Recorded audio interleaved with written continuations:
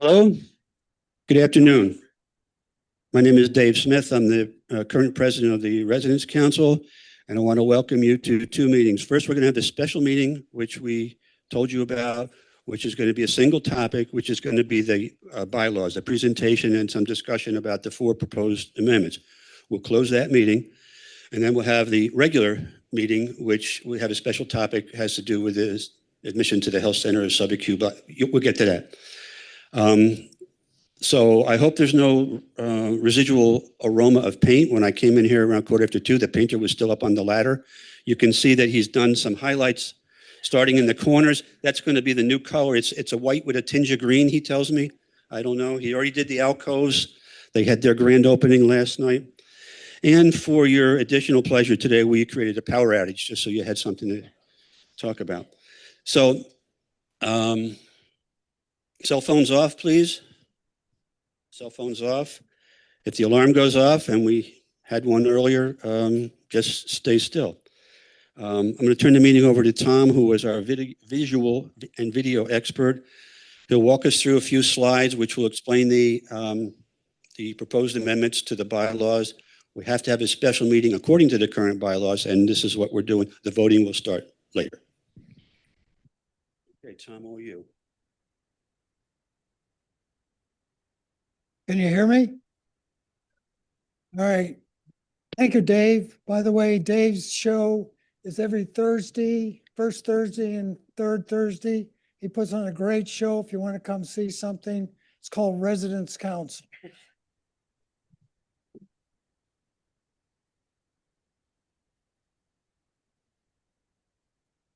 Okay, Dave mentioned those little things. Turn them off, please. I don't need any competition. Okay, as Dave mentioned, we're here to, as the bylaws are currently written, to make recommendation changes that we have wanted in our current bylaws, which go back to September 2020. The subject came up in a Residents Council review. The council as a whole agreed that we should look and make the changes and look at the bylaws for what changes need to be made to make them more current, more applicable to our current environment. So we determined what articles should be updated, discussed them. These were all done in open meetings. We made the proposed changes to you as association members. We put out announcements on it, and we asked for feedback. And we then took the feedback that we got, and we got several. And we also had written correspondence. Alice, thank you. So we did look at all of them, and in council meeting decided what would be used. And then by the bylaws, we sent you a notice that we would have this meeting today to review the content of the ballot that we're asking for approval from. So the first change that we have proposed is, and these are the articles that are in the bylaws, and they won't change into the new ones. But basically, the way it's written is the council shall recommend candidates to the board when they request for available seats as resident directors. We looked at that, and that was sort of vague. There was some discussion about maybe candidates from the wide community, and people were thinking, oh, we're going to go ask some students from SUNY to come and be part of our governance or be part of our board. So we added this language, which is basically very specific. If you are a resident agreement holder, you are eligible to vote in the election. And also, you're eligible to stand for the board. You can self-nominate or be nominated by someone else. The other difference is, which says to go to the board has a procedure they wanted us to follow, and that is basically any recommendations made by the council are submitted to the governance board, which controls the election of the board members, both external and internal, to Woodland Pond. So that is the first change that we are asking you to approve. And that I'll show you the ballot later. But in difference to normally, I tell you no questions, but before we go on further, are there any questions about this particular change to amendment? Yes, Tamar. I get you. We're going to do this for each of the 4 amendments. We'll get a separate Q&A for each of them so we don't get all mixed up. I think I have a few questions. First of all, this is referring to candidates for the Board of Directors. That's correct. Okay. What is the difference between a resident and residency agreement holders? I'm assuming that it means someone who hasn't moved in yet. That could be true, but the difference is there are some people who are what they call direct admits. They are not residence agreement holders. They are admitted directly into the health center. Everyone in independent living has a residency agreement, according to Christie last week, but not everyone in the health center does. So health center residents who have a residency agreement could self-nominate or be nominated for the board, but those who are direct admits cannot. Someone who might not? Someone who came in directly, didn't come through independent living with a residency care agreement, went right to the health center. That kind of person. I don't know how many there are, but there are some, and that's the distinction. Any other questions? Okay. Any more hands, Tom? Okay, then we'll move on. And please hold your applause till I get done.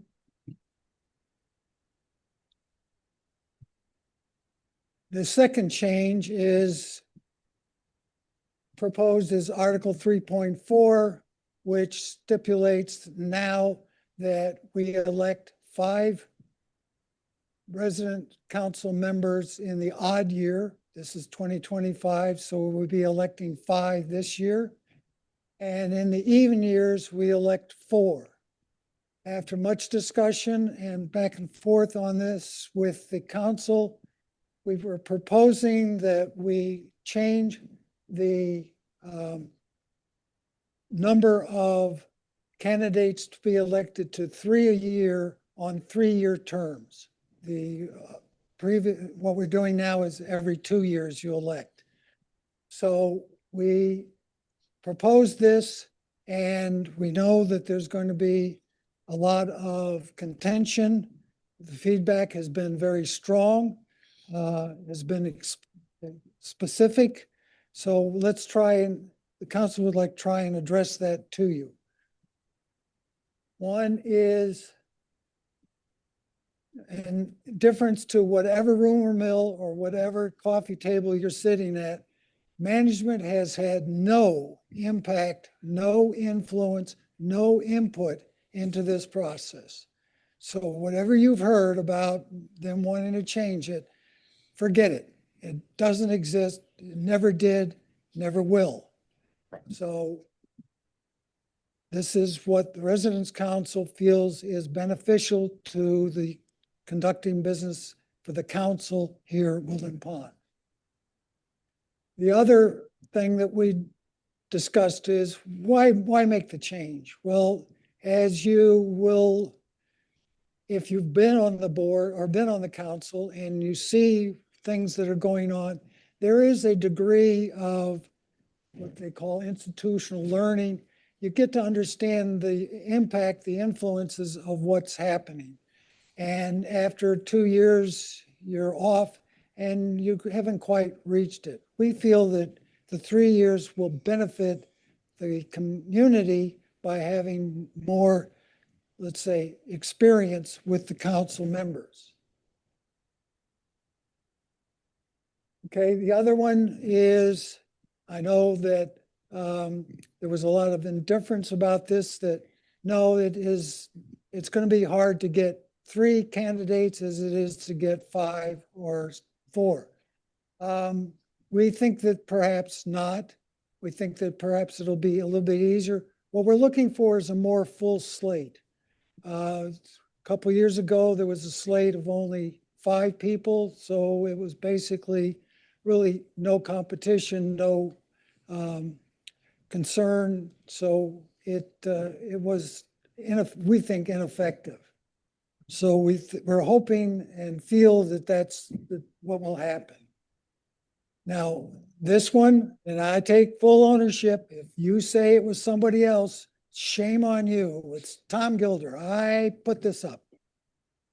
As you know, I like to study and review all the other CCRCs in the state.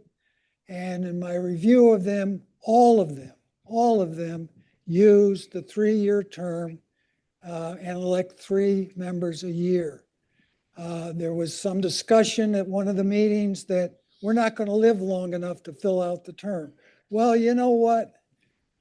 They're in the same boat. They're the same audience as I'm talking here in all the other ones. That's not a problem for them. So we feel that you'll last. And if you don't, we have process to make changes as we go along. Okay. And the last one is being, they say 3 years is too long. Well, I remember quite well, I think Ina remembers and other people in the room, when it came request to replace the current resident directors, there were 9 to 10 residents who agreed that they would like to do that. The term there is 3 years as well.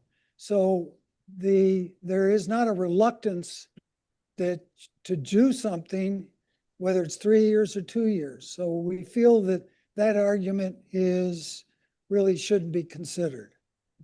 So this is, whoops, let me go back.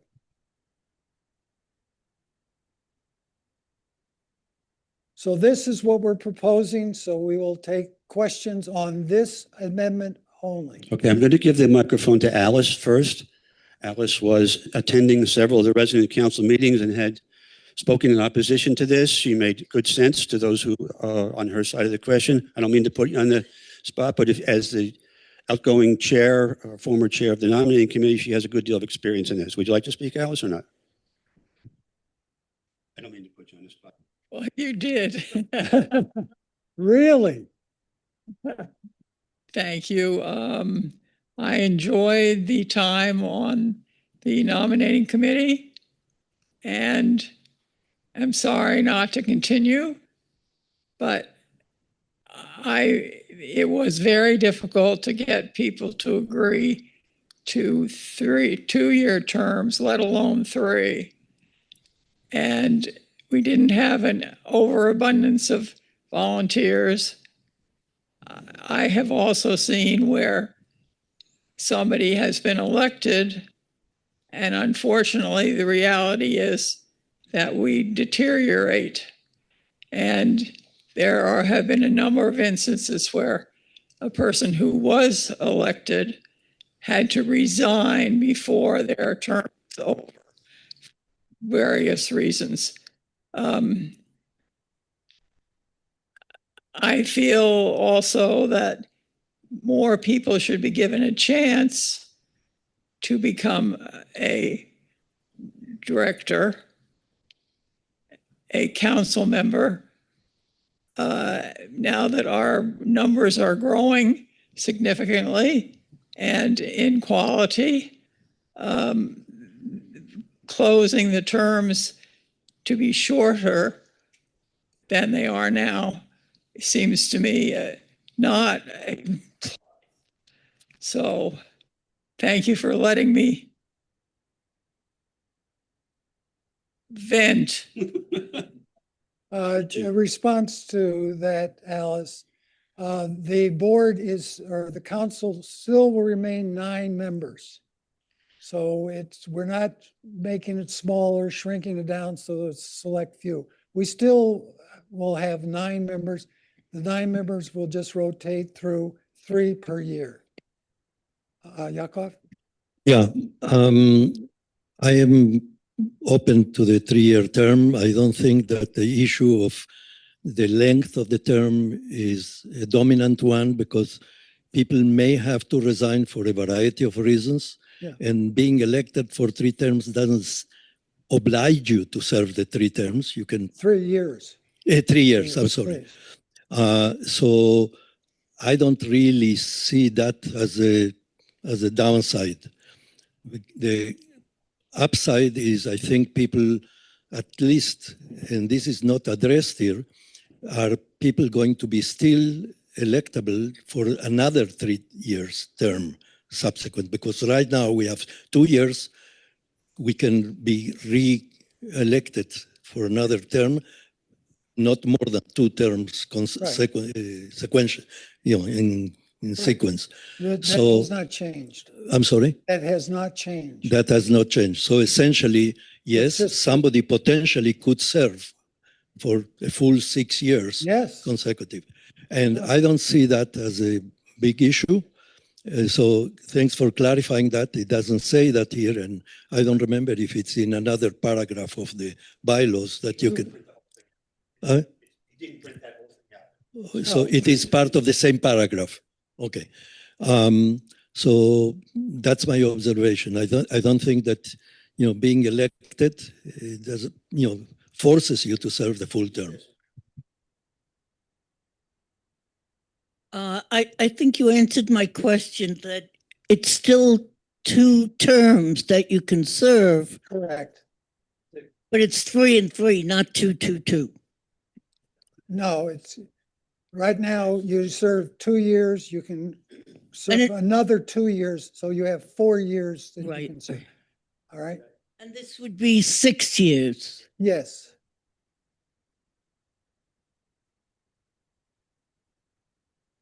Hearing from the South 40, we've got Joy. Yeah, I'm strongly in favor of this. I've been in many organizations, and there's usually 3 years is really typical because it takes a year to get kind of on board. The second year, you're really, really active, and the third year, you're outboarding a little bit. And you have 3, 3, and 3 people overlapping each other. So people are at different stages of getting on board and really institutional learning.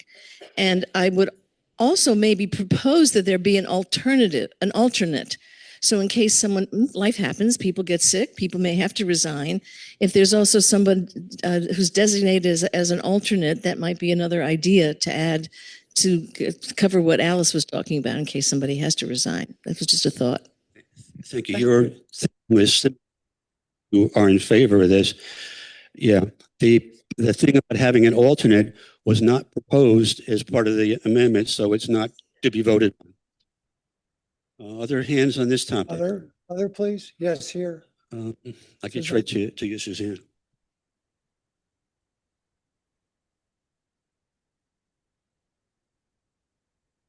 This being an odd numbered year, that means we're having 5 people leave the council. Correct. So how are we segueing from 5 into 3?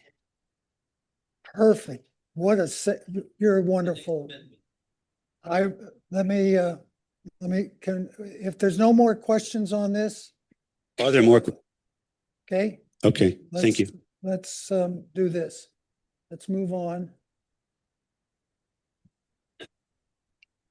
Okay, in order to adjust our level of, let's say, positions, we have to add into the bylaws a mechanism that allow us to do it. Because right now, there is nothing that says we can do this. So what we are going to do is, again, based on feedback, is that the council, when they require or call for a nominating committee to be formed, will instruct the nominating committee that any candidates that they seek out and are interested in it, understand that we will instruct the nominating committee on what they will do, is that they may be elected for 3 years, or in this particular case, they may be elected for 2 years. So I've got another slide on this, but this is the mechanism that allows us, the council, to do it. It's just, we have to follow it, and if we amend the bylaws to have the 3-year terms, this then plays into effect. But you notice it only in effect when we need to adjust the balance of getting from 5-4 down to 3-3-3. So now, please bear with me. This is a representation of the board as it sits right now. You see in the red, we have 5 members that will be stepping down or being finishing their 2-year term. And we have 4 members that are into their first year and they have another year to go. So if you look at this, and again, I love doing this, so don't boo me yet. Hey, I tried to, many ways trying to tell the council how this was going to work. So this is the way it works. This year, we will be voting for 5. 3 of the council member candidates, or all the candidates will be told either 3 or 2, and they will agree to that. Those that are elected, we have not determined the process on how to determine who wants to be on for 3 or who wants to be on for 2, but that will come as soon as the ballot's done. But basically, we'll have 3 members that will start the 3-year term. 2 members will be on for 2 years. Okay. 2026, the 4 members that are coming up for re-election, we will have an odd number there where we'll have 1 person will be selected to be on the council for 1 year. And then the other 3 start a 3-year term. As you see, by 2028, then we'll start electing the 3rd 3-year term group. That's the pink in the middle. So that's how we get from being 5 and 4 to 3-3-3. Now, if you understand this, great. If you don't, I got a bridge I'll sell you. But seriously, all right, now we'll take questions. Ina, Betsy, and Bill in that order. I am so confused.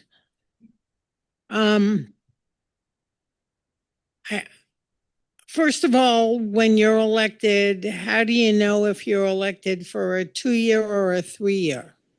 You aren't, remember what the amendment says. The nominating committee will be told to tell the candidates, you may be 3 years or you may be 2 years. But if So you as a candidate may say, well, I really only want to be on for 2 years. Okay, you fill in the yellow spots. Okay? and This again is a transition. Ina. We're transitioning from the 5-4 to 3-3-3.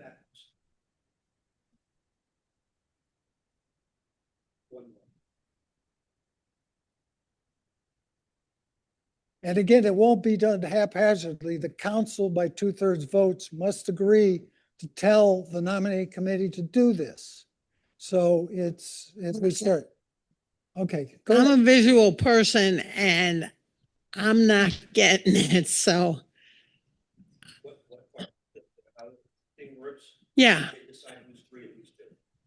Well, and how it carries on. I don't understand the one, if somebody's coming off, they're coming off. Why do you give them 1 year? No, this is, People coming in that the 2nd year of this, 3 of the 4 would get 3-year terms, one would get a 1-year term.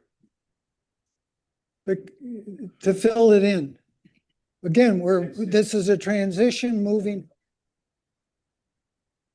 Okay? Okay, Betsy?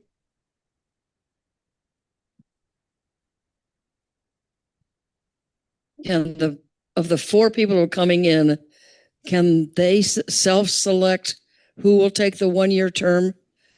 And is this going to be done by drawing in the hat? Probably they can. What's going to be done in the language is there. Council will decide, but those You people need will be the part of the council. Those people will become part of the council that makes the decision. And they will help make the decision. Yes. New people coming in. And then the 5 that would be staying, could they self-select who would be 2s No, and who would be 3s?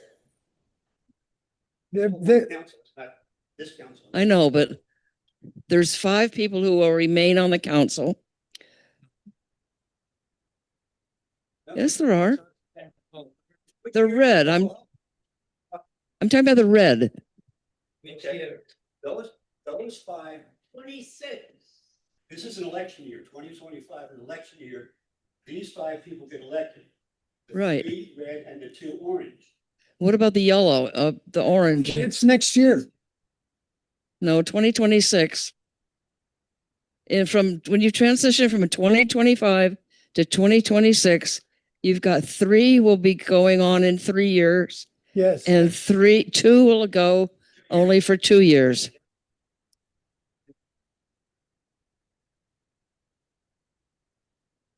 I'm not sure. That'll be the council in 2026.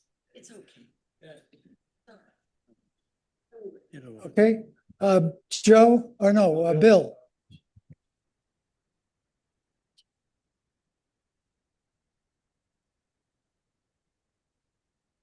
Susan? I'm still not understanding how well, correct me if I'm wrong. So this fall we'll be selecting 5 new members to the board, to the residence council. Correct. Well, yeah, we'll be electing 5 people. We as electors will not know which of those 5 people are going to be 3-year and which are going to be 2 years. Is that correct?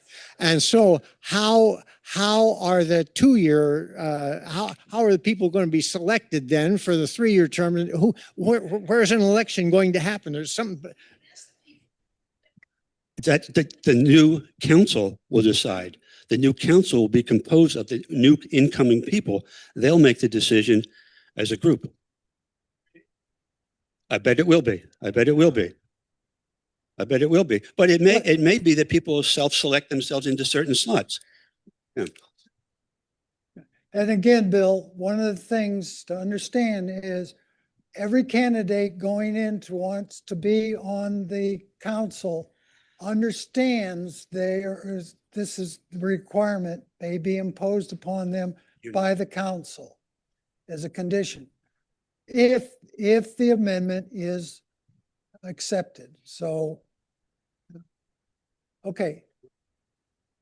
Could we go back to the statement, please? Yes. I brought this up in one of the sessions and I'm still bothered by it. This is only for 2 years and this is bylaws. I think that should be stated in here that it's just for 2 years. Because what it sounds like is that anytime you decide that you want to change somebody's term, you can. I'm just looking at it from a bylaws aspect. I understand what you're doing and I have no problems with that. But I would like to see, I just think it should be in there that it's a 2-year, that this proposal that you have here is for 2 years. For the transition. Okay. We listened we heard that, Margaret, and quite honestly, it can only be in effect if we want to do it. So. Anyway, Okay, who's got the mic? Yeah. Yeah. I also agree that the language should be clear, that it's just a transition in the bylaws. It should be specifically stated that this is in the transition period. Separate from that, if you go back to the other one with the bar graphs, can you please go there? I think that the 2027 election should not be for one-year term. I mean, 1 year term in the board, in the council, it's really too little. So perhaps one specifically should be allowing that there will be an arrangement, but at least two years, that person in the yellow should be able to serve for 2 years, and therefore, and the rest, you'll have to do that. How long do we want to drag this out? The transit? No. Okay, so here's what we have. We have that the council has voted to present these bylaws with this language to you, to everyone. If some parts of these are offensive to you or don't meet your needs, please vote against them. But this is the language that you're going to be asked to vote on. There's not going to change between now and 4 o'clock when you get your ballot. Over here first. Then I'll come back.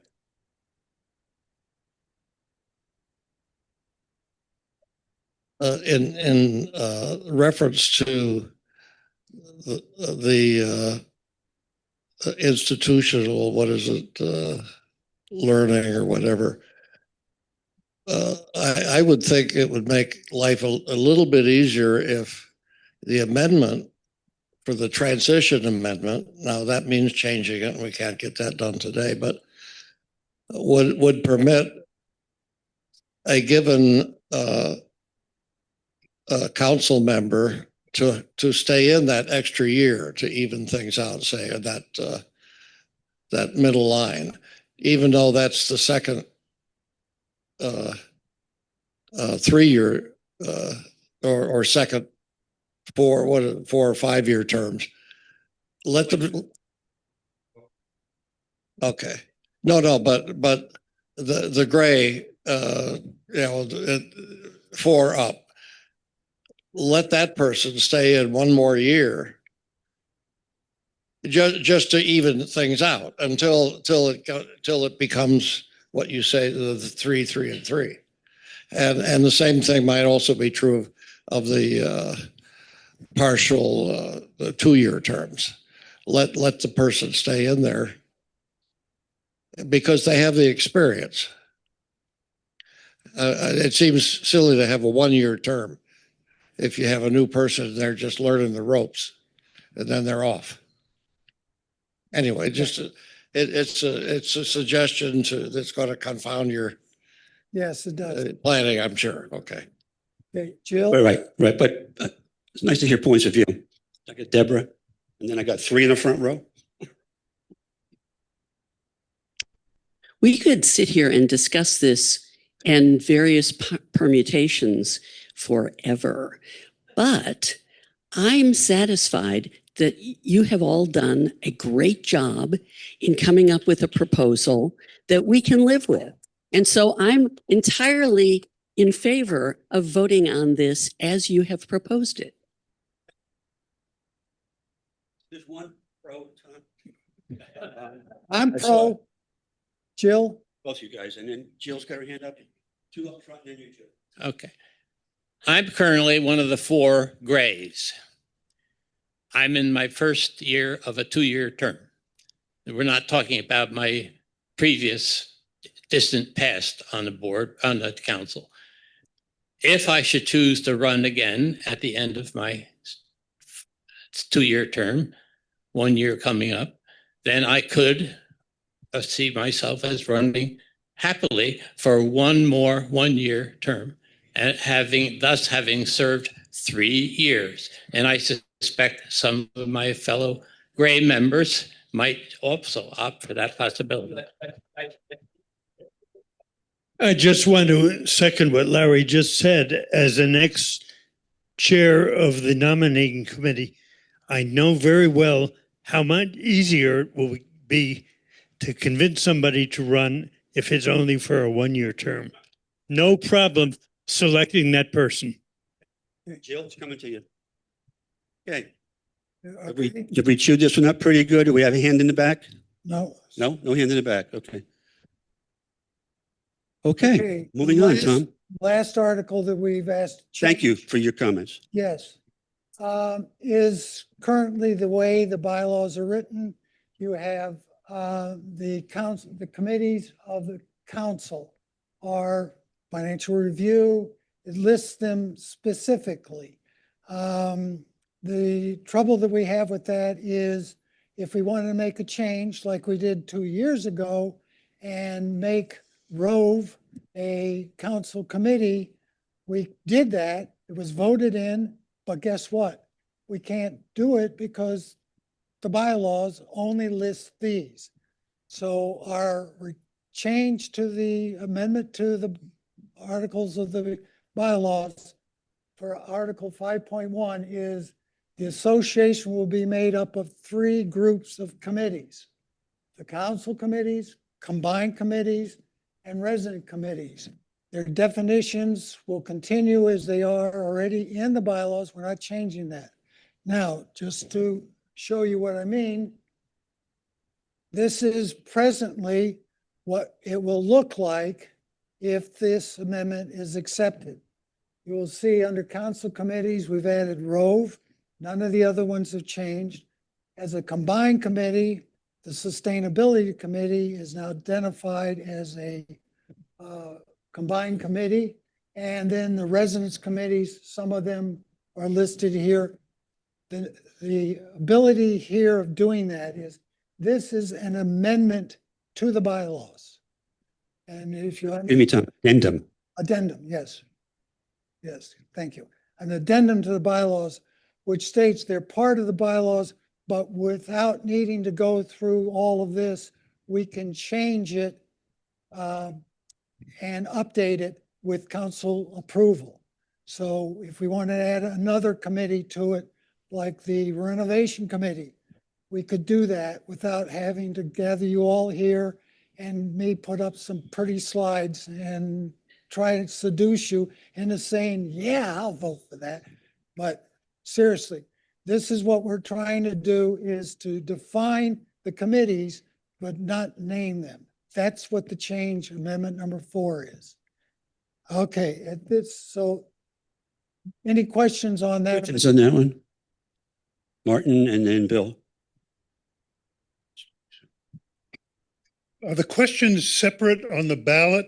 Are we Yes. voting per question? If you wait one more slide, I'll answer that. Okay. Don't leave your seat. Don't forget that thought, though. Going back to the original wording of the current bylaws, if you go back to one slide, please. Yeah, it says that the current council committees are, now at the time that the bylaws were written, that was true, but there is no exclusion in those bylaws to say that you can't have additional council committees. And so I would argue that the addition to the council committees of the Rove Committee was perfectly compatible with that wording in the original bylaws. And so I would argue that a change is not necessary. Okay, we as a council determined that that's incorrect. We think that the way that it's written is the council committees are, and then list them. That's it. There's no other place that says, oh, if you want to put in Bill's friends, or things like that, you can. This is the bylaw, and we have to follow that bylaw.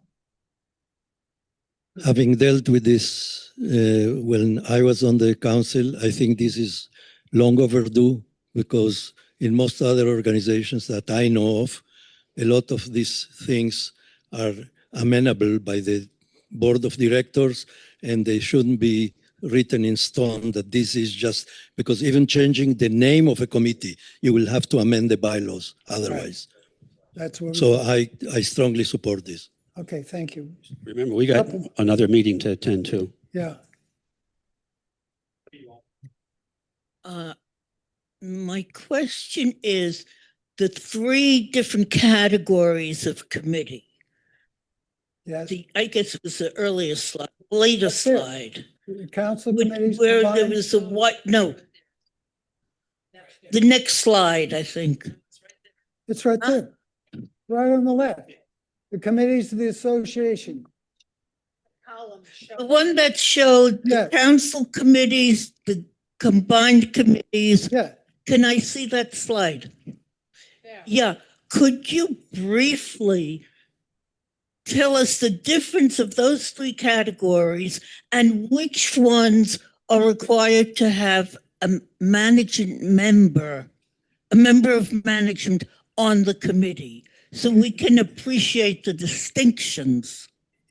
all of that is defined in the bylaws now. They are not changing. The only change is that we're saying, we're not defining what a council committee is by name. All that, that's what the red says. The definitions of the committees are what's there now, they stay there now. So if you have your bylaws tucked in by your bed next to your phone book, read them tonight and it's there. This change is appropriate. It clarifies what was very confusing. So I support voting for this. Thank you, Beth. Others on this topic? All right. so- Okay, let's get to the big one, Tom, the big one. All right, as we, so what do we do now? All right, there are 4 items. I went through the 4 items. You get to vote, accept or reject on all 4 items. You as association residency agreement holders, as members of this group, you get 1 ballot. I'm from Chicago, I get 3. But you will start to be able to pick them up in 17 minutes. Okay? So each one of you has a residency agreement, you're there. So you get to do it. Now, you obtain the ballot from concierge. The ballot will look like this. Our ballot master, Carl, will tell you the process. Carl? I'm so glad there are so many of you here because 25% of the total residents must vote for an election to be valid. So if almost everybody in this room votes, no matter which way you vote, it will be a valid election. All you have to do is leave here, and any time between 4 o'clock today and 4 o'clock a week from today, stop at the concierge. You'll be given a ballot, check off your name, and vote. The ballot will be open for an entire week at the concierge. Just go there and vote. Okay, to answer your question, Martin, as you see, the 4 articles, the 3.4.1 is an added article to allow us to do 3.4. You either accept it, put an X there, or reject it, put an X there. So you should have only 4 marks on the thing. And if, so that's the ballot, and that's what we do. So any questions on that part of the process? Exemptions from 1 or more still validates the majority.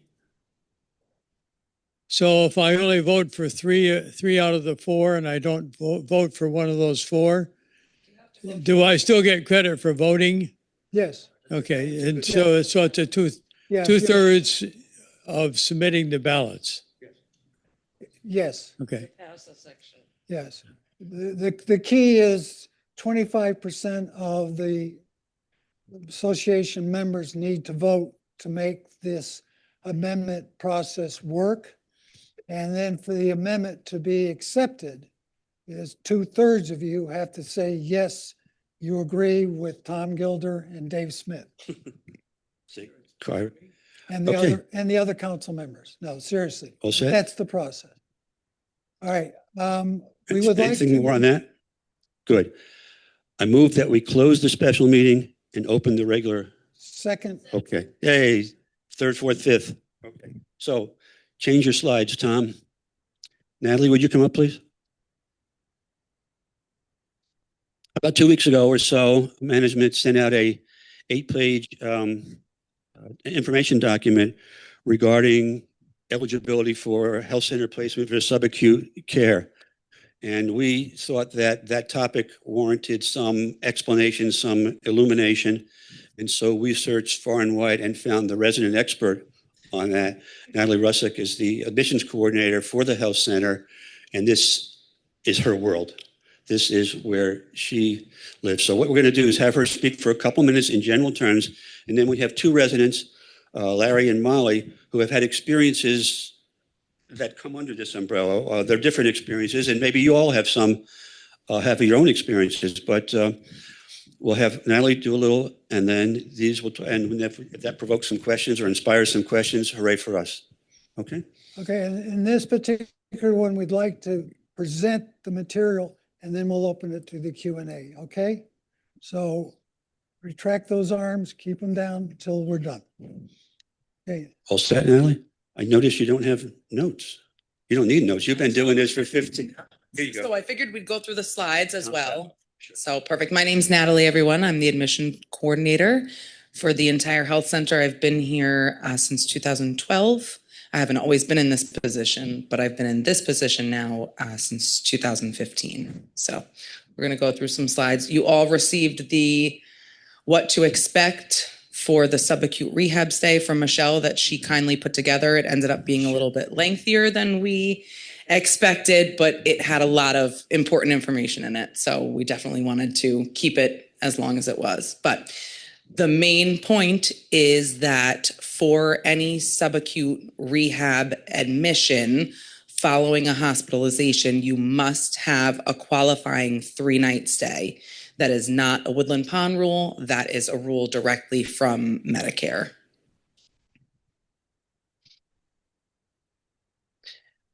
So the qualifying hospitalization is considered a capital A, as Michelle likes to call it. So sometimes folks go into the hospital, they might not be officially admitted. They might be admitted under what they call observation, which is not considered an official admission. So it's very important that you or your loved ones or your advocate make sure that if you're going to need to come to skilled nursing for a subacute rehab stay, that you are officially admitted. So when you are hospitalized, you'll speak with the team at the hospital. You'll be assigned a case manager. That case manager will be the direct contact with Woodland Pond. And then that's where I jump in, and it's determined by your team at the hospital if you're going to need short-term subacute rehab following your hospitalization. And that's when they coordinate with us as far as your date of discharge, how you're going to transfer to Woodland Pond. It could be via ambulance, ambulette, private vehicle, if a loved one is able to take you and your doctor clears you to go in a private vehicle. And then we receive all of your hospitalization information and we get working on our end to see how we're going to meet all of your needs. And then once you arrive to Woodland Pond for your subacute stay, you'll have a whole different team here between your nursing staff, your social services, activities, your therapy team, which is very important. So they will all jump in and meet with you. You'll be assessed on admission. You'll be scheduled with your care plan meetings where all of our interdisciplinary team will attend, as well as yourself and family if you wish to have them there. And that's when we come up with your entire care plan, your discharge plan, all of that information. All right, so we'll let Sarah take questions now? Or? No. Okay. Hold on.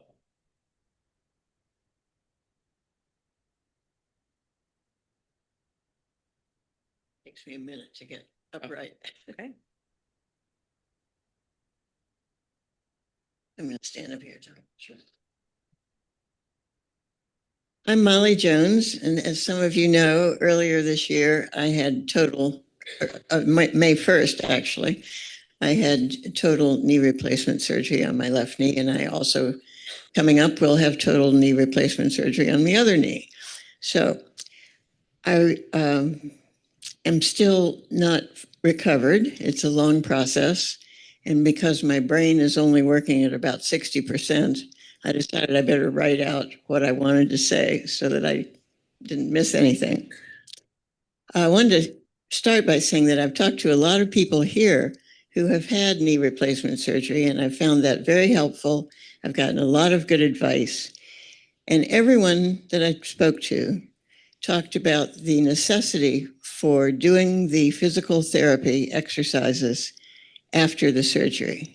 And everyone warned me that this is a painful process and it's kind of counterintuitive. Why would you want to hurt yourself, right, to get better? So the important thing here is, yes, you have to go through the therapy if you want to break down basically the scar tissue that forms as a result of the surgery. It was described to me by Lois in physical therapy that the scar tissue sort of looks like, you can sort of imagine it as spaghetti. It's just a mass of swirly stuff. And what the physical therapy does is help to straighten out the lines in the scar tissue so that you have flexibility in your knee. The two things that you need are to get your leg completely straight and to be able to bend your knee. I mean, I'm not going to be a gymnast, but you have to bend your knee to a certain degree to have full functionality of your knee. So I thought, well, this is great. I live at Woodland Pond. I know they have a great rehab over there. I will make sure that I'm all set up to go to rehab when I get out of the hospital. And I got some unfortunate information from someone on the staff that my doctor, my surgeon, would be the one to determine what my physical therapy plan would be. So I spoke to my surgeon and I told her about the rehab facility here and how I wanted to be here instead of in my apartment. And she didn't like that idea. They are very worried about infection. She said I would be safer in my apartment. So I assumed I needed to change her mind about that. I also spoke to the physician's assistant who told me that my plan for physical therapy would be determined by the discharge nurse at the hospital. So this was confusing. And eventually I figured out I should call Natalie. I knew nothing about the 3-day hospitalization rule. Nobody told me about that. I knew that in all likelihood, I would only be in the hospital for one night. And if I was in the hospital for 3 nights, that probably meant something had really gone wrong. So it was pretty obvious that I was going to wind up in my apartment. So that turned out to be true. One night, and I came back to the apartment. Physical therapist came in for 2 weeks, 3 times a week. And now I have graduated to going to the health center for my physical therapy. So I now have what I should have had in the beginning, which is what we all received, I think, on May 5th, a few days after my surgery, explaining how this whole process works and the necessity of the 3-day hospitalization in order to be admitted to rehab here. And I'm glad that we have this. I wanted to say that I believe it is true that all of us moved here because we wanted the assurance and peace of mind to know that we would be taken care of if and when we needed it. I've spent some time in the health center delivering mail and attending programs, and I've been really impressed with everything I've seen there. I don't find it scary. I don't dread being there. I wanted to go there when I got out of the hospital. So I didn't get what I wanted. I'm content with the care that I did get. But I want everybody to know that they really know what they're doing here and that they have a great reputation because of that. So that's my experience. Larry, you want the mic?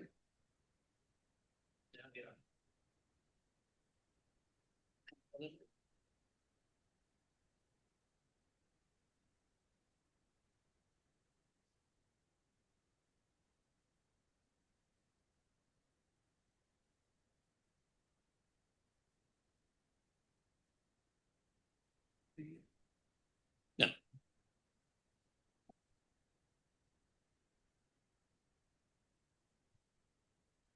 Okay. I'm going to give you a quick background. My wife and I arrived here in 2016. We were both relatively young. We were both very active, took long walks every day. I was continuing to occasionally go rock climbing. Then, 6.5 years into our stay here, which by the way, we really enjoyed, we were very active in activities here, committees and whatnot. I woke up to discover I'd had a stroke. And this arm that I can now raise up this high was hanging totally useless at my left side. I would also not be standing because my left leg was totally functionless. So notwithstanding that my wife was a physical therapist, I knew there was no way in hell I was going to be able to go back to my apartment. And thanks to Woodland Pond's efficiency, I ended up after at least 3 days in the hospital, 3 nights.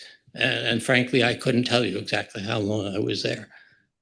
You won't be surprised to learn that I've sort of forgotten some of that stuff. Anyway, because I did meet the criterion of 3 days in the hospital, I came directly back to skilled nursing. And I immediately started on a course of twice-a-day therapy, once for PT, once for OT, and sprinkled in there for good measure some speech therapy from a speech language person. And that was mainly not because I couldn't speak well. I didn't have aphasia, thank God. But they wanted to be sure that my tongue would operate properly so I didn't choke to death on food not properly processed. Anyway, as I say, that went along. I had been in skilled nursing for roughly 2 weeks, and my wife and my brother, who had driven in from North Dakota where he lives, he had arrived, and he was staying in our lovely corner apartment in the North Wing with my wife. They were visiting me one Sunday afternoon when suddenly it became obvious that my wife was somehow not really there. So the rescue squad came and took her to the hospital. And 6 days later, after 6 days in the ICU, life support was removed and she died. So it was kind of a double whammy for me. But anyway, time went on. I continued to be receiving rehab and as a resident of skilled nursing. By the way, rehab here, somewhat confusingly perhaps, is broken into inpatient and outpatient. If you are living in skilled nursing, you are an inpatient. If you're living in independent living or even in assisted living, you are an outpatient. So if you're confused, don't ask me for an explanation. That's just the way it is. Anyway, the staff in both or either of those places is extremely competent. Sometimes they're changed positions. So sometimes you might find Lois in one place and one day and Patty the next for PT. But anyway, they're uniformly terrific. And I am grateful for their administrations. And now I get to sort of the end game of a stay in skilled nursing. Medicare, we've already heard about what their requirement is for admission. Well, no big surprise, they have a requirement at the other end of the situation. You're allowed to spend 100 days continuously living in a skilled nursing, and then the Medicare scheme of payment changes. And at that point, you either, if you've been fortunate enough, as we were, to buy the life care option, well worth 120 grand that it cost us, you can be, that will cover your expenses in skilled nursing. If you're not, you can look forward to, I believe, something on the order of $14,000 a month. 15,000. Do I hear 16? And who knows under the current administration what it'll be. Anyway, the point being that after 100 days, things change. In my case, that meant moving, graduating, if you will, to assisted living. That's upstairs from the skilled nursing facility. That's where I am now. I'm continuing to receive, well, up until January of this year, I was continuing to receive rehab, not every day, but getting it. But I also, I'm a rather stubborn, or what shall we say, driven person. I continue to make use of the facilities just down the hall, the fitness room. So I'm in there probably 5 or 6 days a week. I do cardio and I do weights. And I'm pleased to report that I've gotten better at things. The one problem with this left arm is that while I can move it, it's not all that helpful. I can hold a large object, but ask me to pick up a piece of paper, I cannot hold it. That fine motor control is what's lacking. So anyway, I continue to work at that. So that's sort of in summary, my odyssey. It ain't Homer, but it's enough. I guess at this point, we can entertain some questions. And I just touch on one thing before we move forward. So Larry had mentioned that you can spend 100 days in skilled nursing. It is not a guaranteed 100 days. It is up to 100 days. And that's determined by the progress that you're making in therapy. So once you have met all of your goals and you are back at what they consider your baseline, Medicare will no longer cover you for a skilled nursing stay. And that's when we determine discharge. So it's not just 100 days off the bat. I want to make that very clear. It's up to 100 days. And those days reset once you have been discharged and you return home, and you are considered 60 days hospitalization and skilled nursing free. So they will reset, but you have to be out of a facility or hospital for 60 consecutive days, and then the 100 days will Is that reset. in the, I hope this one's working. Is that in the document? Pretty sure it is. Okay.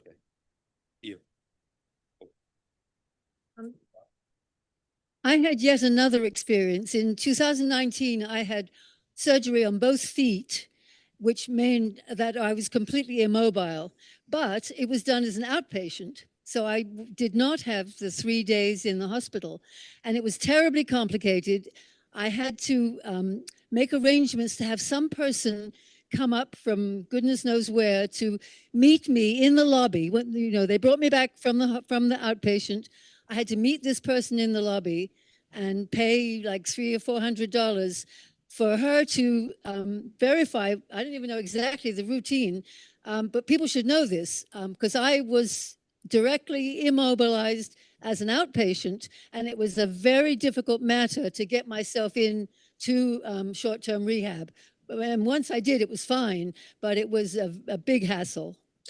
Yeah, so there's 2 forms that are required by New York State, and I believe New York State is the only one who does require them for an admission into a subacute rehab. They're called a patient review instrument and a screen.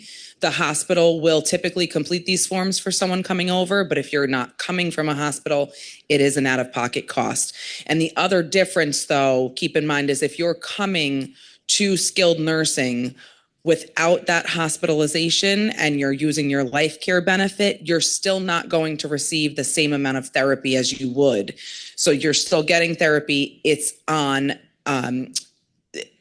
there's, I believe it's 2 to 3 days a week for outpatient therapy. When you're coming directly from the hospital with your qualifying stay, you're receiving 5 to 6 days of therapy per week. So it's a big difference. I That might not be working. But, You want to just I can talk loud. different mic for a second. Yeah, I can talk loud. I last year spent 3.5 months in Skilled, and just want to say the amazing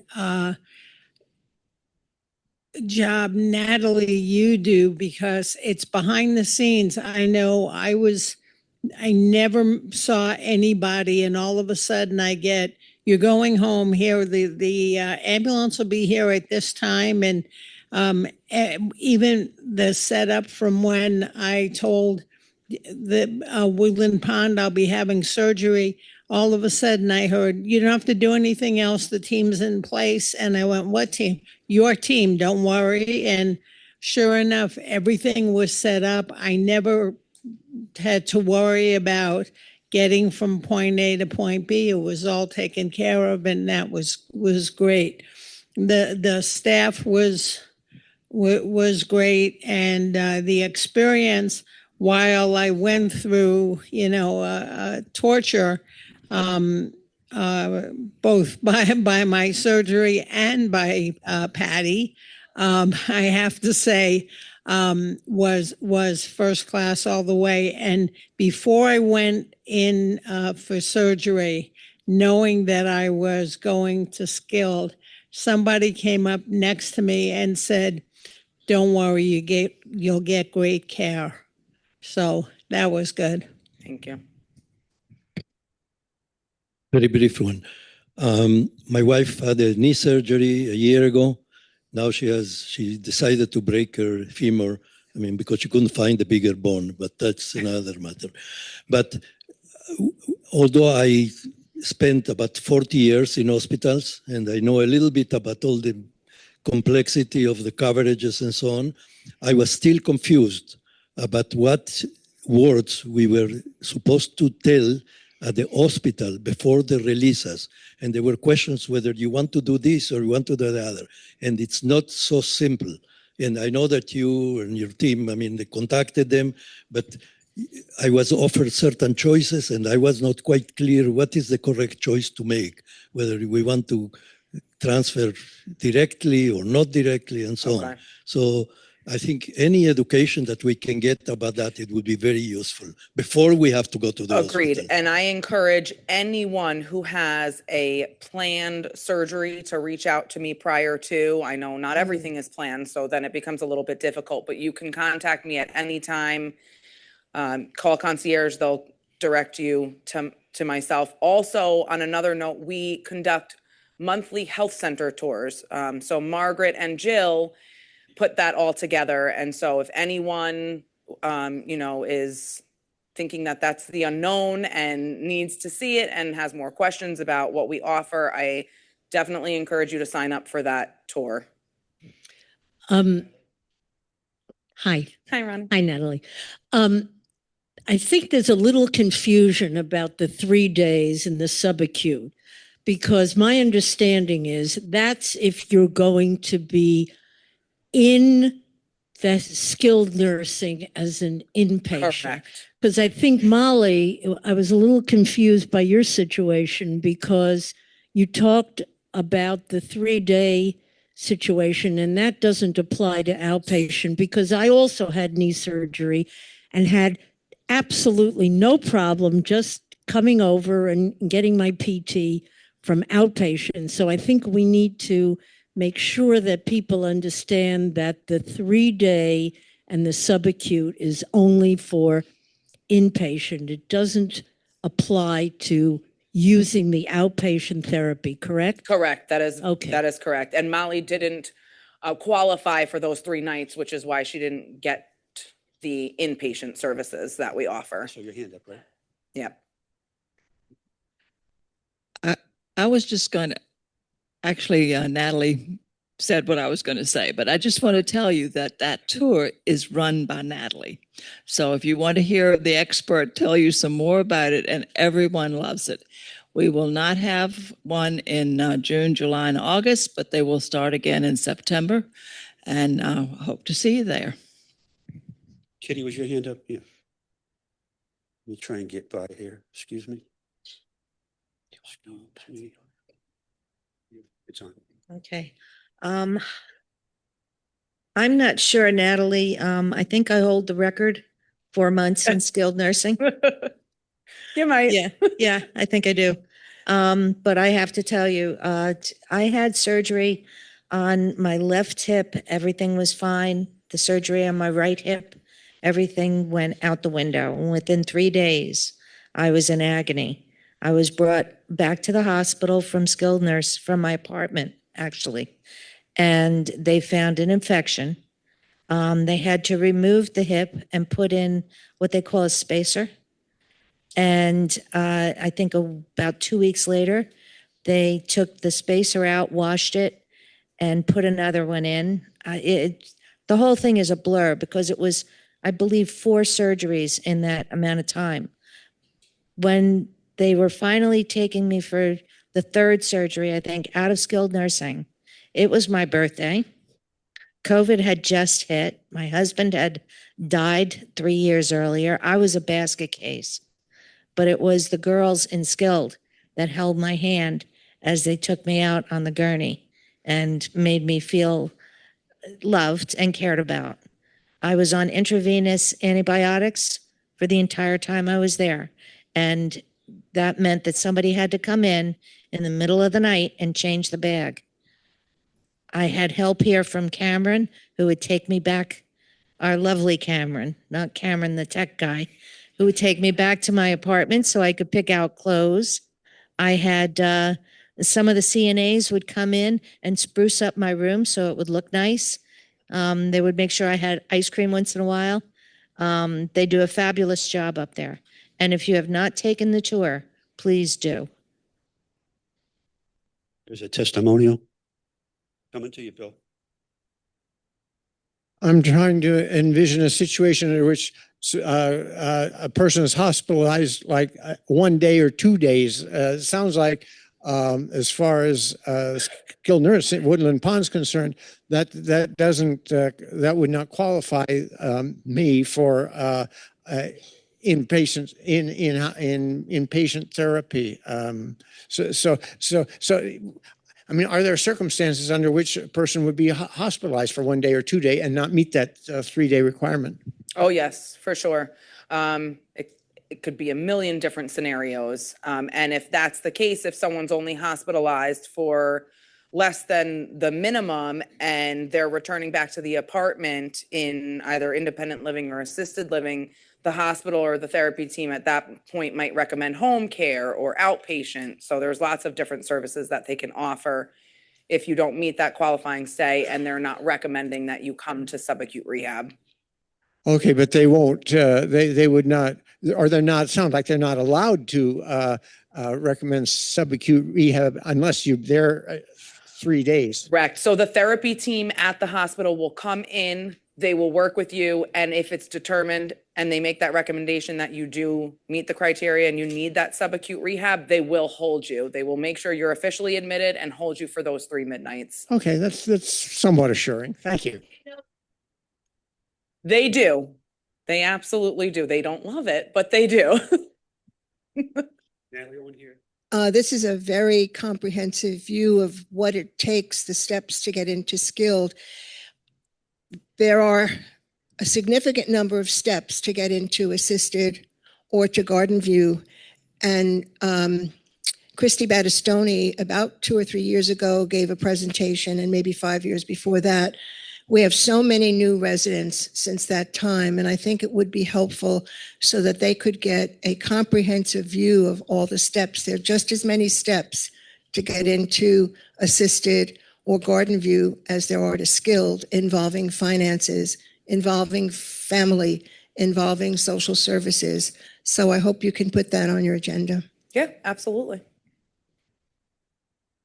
I'm getting a signal from a couple people that we should be wrapping this up. I saw one more hand here. We'll make this the last one. I just, my husband's was 2 weeks in Vassar, and I want to say thank you very much to Natalie, who really helped us get the hell out of there, which was really an awful experience. I had to sleep there because he was in so much pain all the time. But what I want to say is that the 3 nights it's really crucial. We were put on observation the first night, and that was my mistake. I should have said to them, we want to be admitted because then Medicare starts to pay. However, if you don't have 3 nights, you can pay for it yourself. No one says you can't pay for it, right? You It's can. expensive. Yeah, you're just not going to get as much therapy as you would if you have that qualifying stay. Okay. So you can still come on. And the amount of therapy, so there's Med A and there's Med B. I think the point is that all of us should learn what the differences are. Because Med A, you get 6 days and you are required to show improvement. My husband is currently waiting for surgery, so he's not going to be improving. Right? So he's been transferred to Med B. These are very complicated things, and I think it behooves all of us to learn about it. And Natalie's the one to know. Thank you, Natalie. You're welcome. Thank you. Okay, so thank you, Natalie. My pleasure. Thank you all. I think we got from this part of the meeting what we had hoped is that people are a little better off now. But I think you're going to be busy on your phone and when people bump into you because there's 8 million stories in the naked city and we all got a different one.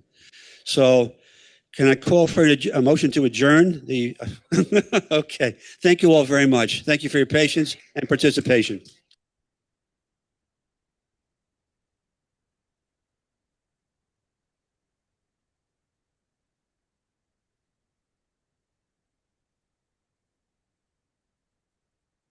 Hey.